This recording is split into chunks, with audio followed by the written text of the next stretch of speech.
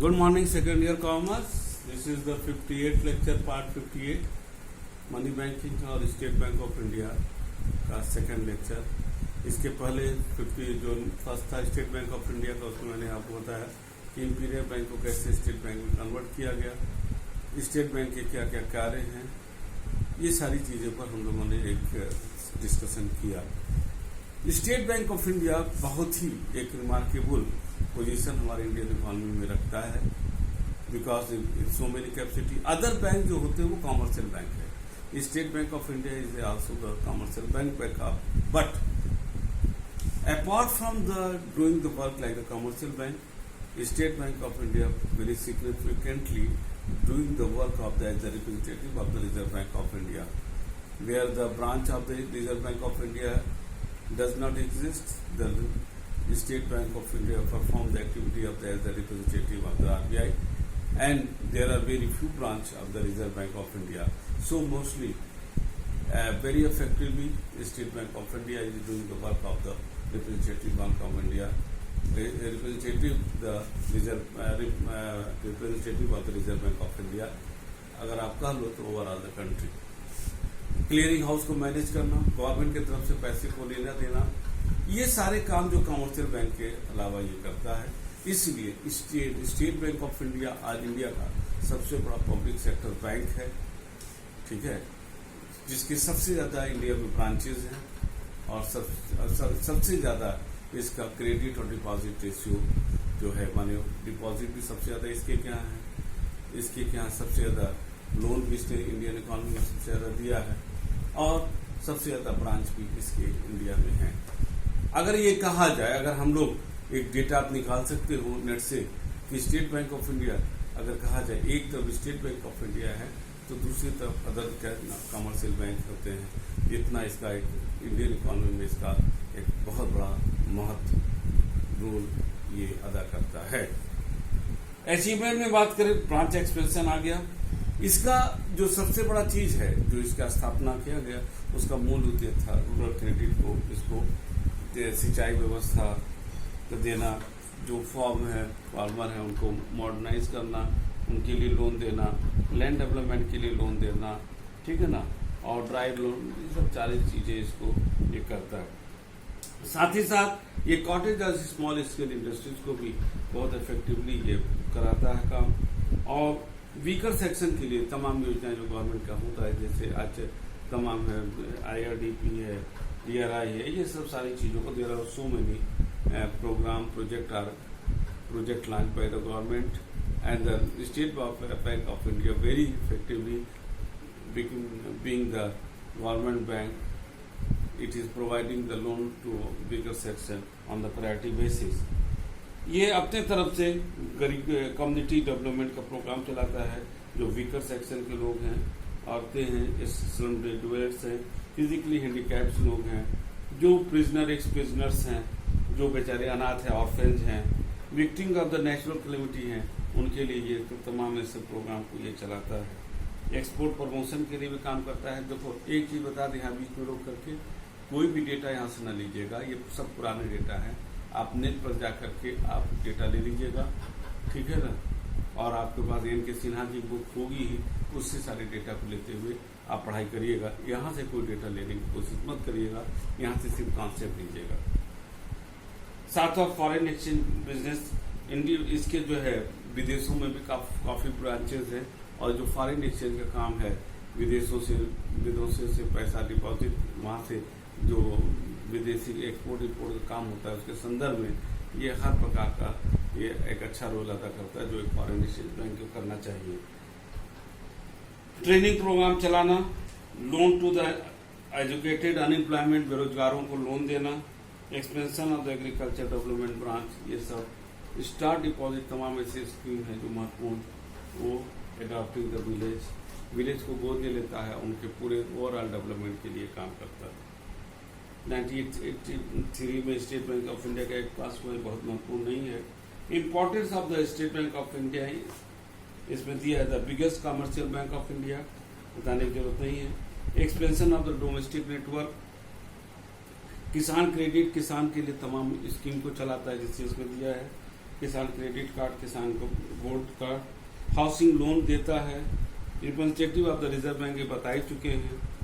फिर banking facility in the rural area, network of the foreign countries, India के एक सब ऐसा ब्रांच बैंक है जिसका सबसे ज़्यादा विदेशों में जो इसके अपने ब्रांचेस हैं।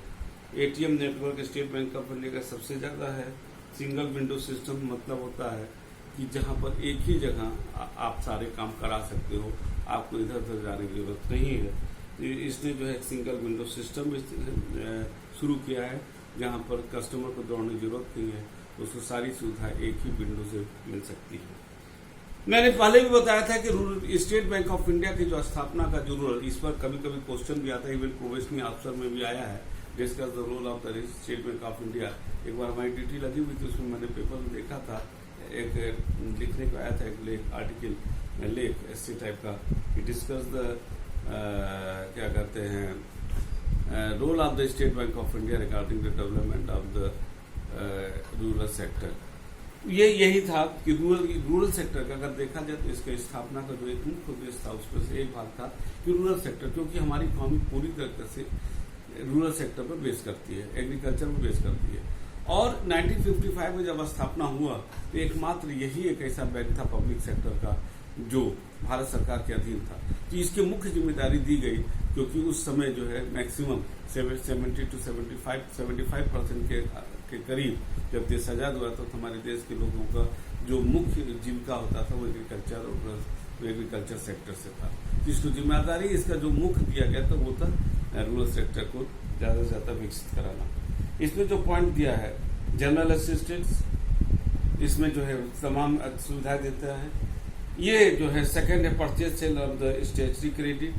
ये जो है the area in which the central cooperative bank are not in position to provide loan to purchase sale in the statutory activity, the State Bank of India make the arrangement providing। जहाँ पर agriculture central cooperative bank नहीं है वहाँ पर ये effectively बहुत अच्छी तरीके से काम करता है, और जहाँ है और सेंट्रल बैंक कोऑपरेटिव बैंक को भी असिस्ट करता है। Making the financial arrangement the construction of the godown, वही godown that is the warehouse को के लिए लोन देता है। Providing economic assistance to land mortgage bank जो long term loan agriculture rural sector के लिए प्रोवाइड करता है, लैंड के लिए भी स्पेशली प्रोवाइड करता है। काफी डिटेल मैंने पढ़ाया, उसको भी ये लोन देता है। इसमें तो कोई लिखा है it being the biggest bank of India country serve the smallest person. बहुत बड़ी चीज है कि सबसे बड़ा बैंक है जो एक देश के सबसे छोटे व्यक्ति के पास उसके लिए काम करता है। ये एक बहुत बड़ा इसका अचीवमेंट कर सकते हैं, और रूरल सेक्टर के लिए इसका तो रिमार्केबल अचीवमेंट है ही। जहां तक क्रिटिसिज्म का बात है कि स्टेट बैंक ऑफ इंडिया सबसे पुराना होने के कारण और पब्लिक सेक्टर बैंक होने के कारण, पूरी तरह से गवर्नमेंट बैंक होने के कारण यहाँ पर जो कर्मचारी एक तरह से सरकारी कर्मचारी माने जाते हैं, अधिकारी सरकारी अधिकारी माने जाते हैं, तो जो ब्यूरोक्रेसी का प्रॉब्लम है, अफसरशाही, रेड टेपिज्म, लालफीता शाही की, they are rigid to implement the rule. इनका ह्यूमनिस्टिक व्यू से ज्यादा है टू फॉलो द रूल हो गया है। ब्यूरोक्रेसी एक अफसरशाही आ गया है कि एक मैनेजर से ज्यादा ये अफसर बन गए हैं, एडमिनिस्ट्रेटर। ये बहुत बड़ा डिफेक्ट आ जा रहा है। और जो एक चीज मैंने खुद ऑब्जर्व किया है, एक दो रिपोर्ट में भी आया है कि स्टेट बैंक ऑफ इंडिया चूंकि सबसे बड़ा नेटवर्क है इसका, यहाँ पर लोकल कर्मचारी करते हैं, यहाँ इनडिसिप्लिन की भी बहुत ज्यादा शिकायतें आती हैं। Competition with the nationalise bank as a commercial bank जब एक बात करते हैं तो इसका अदर कमर्शियल बैंक से इसका कंपटीशन तो है ही है, लेकिन वो तो रहेगा ही। लेकिन आज भी अगर हम इसको कंक्लूजन एक रिमार्क दें, ये होगा कि reserve Bank of state Bank of India जो है ये पूरी एक ऐसा बैंक, पब्लिक सेक्टर बैंक है कि तमाम कमियों के बावजूद भी आज इंडिया का द बिगेस्ट कमर्शियल बैंक है, पब्लिक सेक्टर बैंक है, सबसे ज्यादा नेटवर्क वाला बैंक है, सबसे ज्यादा क्रेडिट डिपॉजिट लेता हुआ बैंक है। ठीक है ना। ये अगर हम पूरे कमर्शियल बैंक को हम एक तराजू पर रखें तो एक तरफ अगर स्टेट बैंक आता है तो बाकी तरफ आपका अदर नेशनलाइज बैंक और अदर प्राइवेट चाहे कोई भी बैंक हो वो सब आते हैं। इसकी हैसियत इससे भी बढ़ जाती है क्योंकि गवर्नमेंट के बैंक होने के साथ साथ ये रिजर्व बैंक ऑफ इंडिया का रिप्रेजेंटेटिव बैंक है.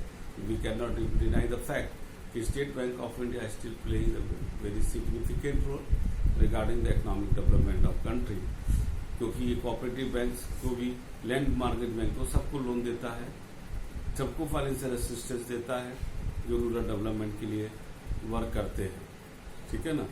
तो इस प्रकार जो हमने देखा कि स्टेट बैंक ऑफ इंडिया की क्या भूमिका है, बहुत महत्वपूर्ण होने के साथ साथ हमारी इकोनॉमी का, बैंकिंग सिस्टम का एक बहुत बड़ा महत्वपूर्ण एक पार्ट माना जाता है.